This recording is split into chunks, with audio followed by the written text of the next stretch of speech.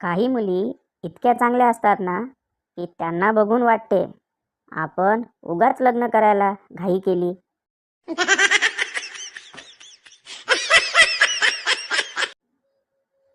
काही लोक स्वतःच्या स्वभावाची तुलना नारळासोबत करतात आणि म्हणतात, मी बाहेरून जरी कडक असलो तरी आतून मऊ आहे. परंतु काही नारळ खवट पण असतात.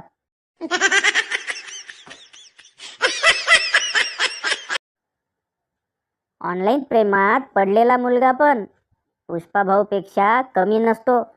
ब्लॉक होत राहील पण रुकेगा नाही साला.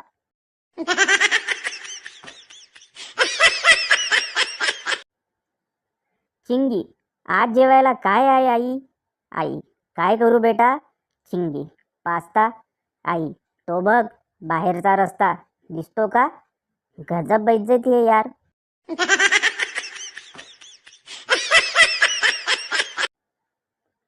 ज्या आजारामुळे जेवण समोर असूनही जेवता येत नाही आणि डोळ्यावर झोप असूनही झोपता येत नाही, असा कोणता आजार आहे?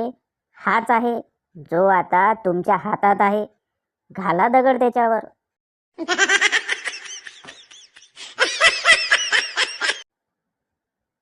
कोरोनानं दाखवून दिलं की बिना दहाव्याचं आणि बिना तेराव्याचं लोक स्वर्गात जाऊ शकतात आणि बिना ढोल ताशे डीजे जेवणाची पंगत नसताना सुद्धा सुनबाई घरात येऊ शकते.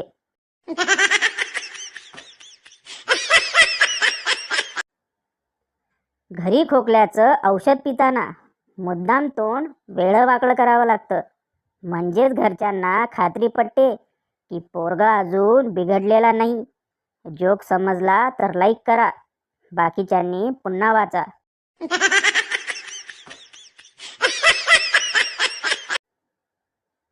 आयुष्य खूप काही शिकवतं, पण मीच निर्लज्ज आहे. माझ्याच काही लक्षात राहत नाही.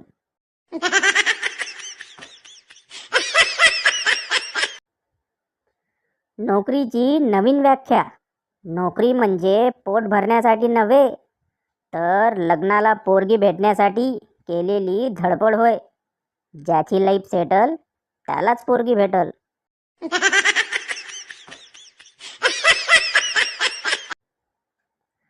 सोन्या पहिल्यांदा मुलगी बघायला गेला.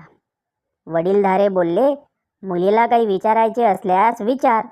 सोन्या, जेवलीस का? क्षणाचाही विचार न करता मुलगी, नाही बाबू, तू जेवलास?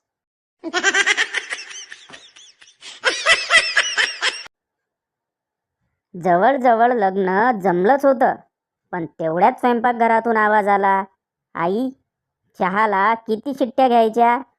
एका मिनिटात सगळी माणसं नवरदेवासहित गायब झाली.